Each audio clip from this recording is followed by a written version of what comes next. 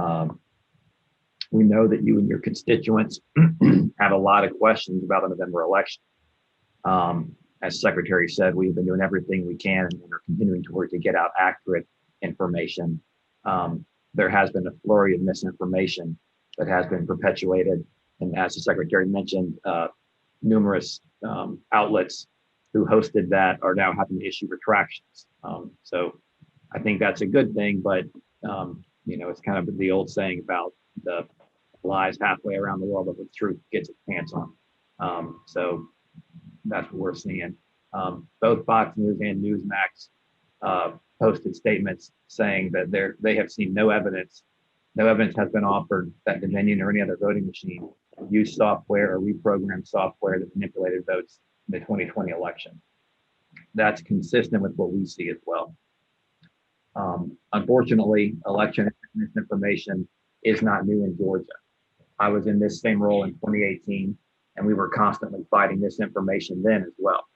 From my perspective, many of the claims made about the 2020 election are very similar to claims that were being made about the 2018 election, including allegations of vote flipping, machine malfunctions, and interestingly, we see a lot of the complaints that we get from voters are very similar fact patterns.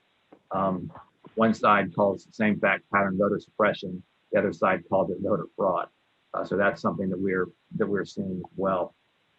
The reality is, just like the claims about systematic voter suppression in 2018 were not true, the claims about widespread voter fraud in 2020 are not supported by the evidence we have seen in our investigations that I'll give you guys an update on. I'm going to address some specific questions first that kind of been frequently asked that will hopefully address some of the questions you have. And then, of course, if there's other ones that I didn't get, then I'm happy to try to address those.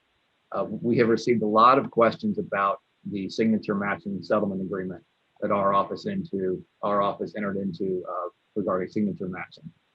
Our office entered into that settlement agreement at the advice of the Attorney General's office and our Special Assistant Attorney General in that case.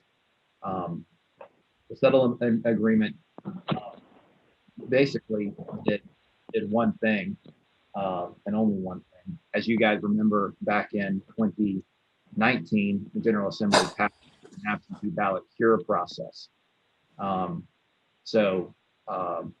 What it allowed for voters to cure any signature issues on their ballots by signing an affidavit and showing a photo ID.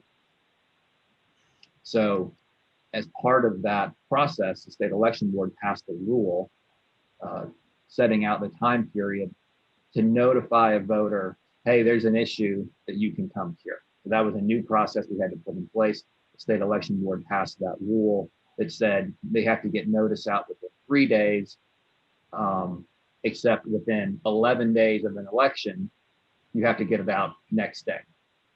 The idea is we want to make sure voters have sufficient time to utilize that cure process. Now, one thing that is, I think, worth noting, the state election board passed that rule prior to the COVID crisis, when people were envisioning a more normal amount of absentee ballots. Even though Georgia has no excuse absentee voting, what we have seen in past elections before this year is that it was not really the preferred method of voting from really anybody. In 2018, about 5% of the electorate voted absentee by mail, and that was pretty similar to what we saw in 2016.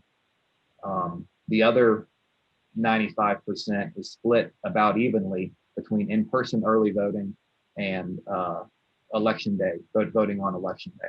So that's what we have seen in the past. That's what we expected to see this year as well. And then COVID happened and really changed that. So the state election board passed that rule, and then to settle that case, which challenged the signature matching process as a whole and sought to enjoin its use, based on the argument that signature matching was not being done consistently across the counties. We did a couple things. One, we provided GBI training to counties on how to conduct signature matching.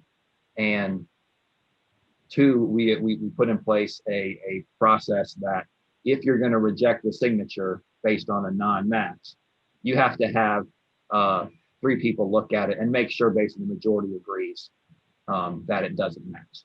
The reason we agreed to that is in talking to counties, that was basically the process they had in place.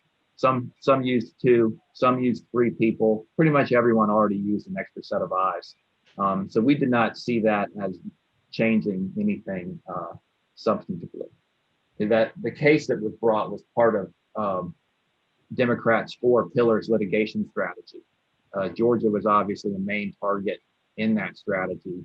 The strategy sought to extend the ballot receipt deadline past Election Day, allow ballot harvesting, require government to prepay postage, and then overturn signature matching requirements. Fortunately, due to the good work of our Attorney General's office and the special assistant attorney generals they appointed, and due to the strength of the election laws in Georgia that you guys have passed, no Georgia laws on any of these items were overturned.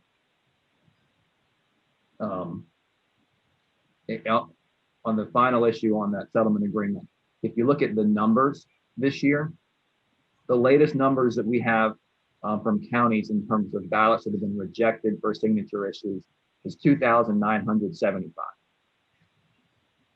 The total number of ballots that were initially flagged by counties as having signature issue, but were then cured pursuant to the process that you guys passed, was 2,777.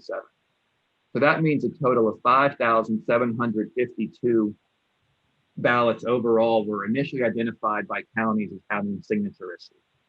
That's 0.43% of all ballots cast.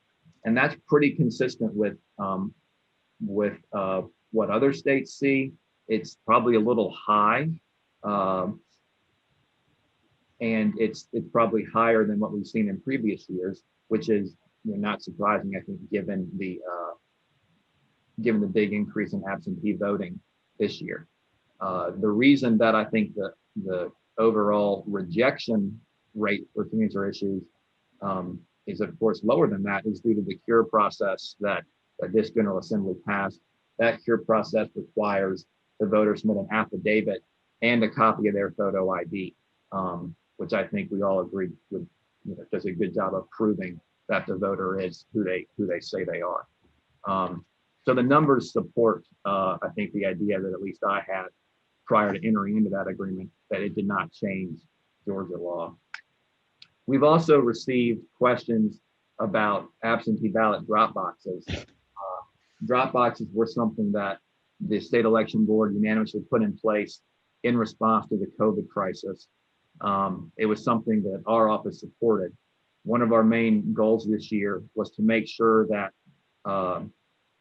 going back to one of the pillars of the 4-pillar litigation strategy, that the election day receipt deadline for ballots was not extended.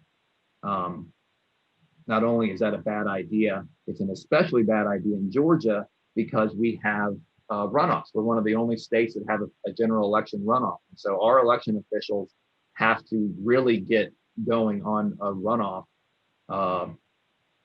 They've got to finish all their post-election activities and get going on a runoff very quickly. So we wanted to make sure we protected that election day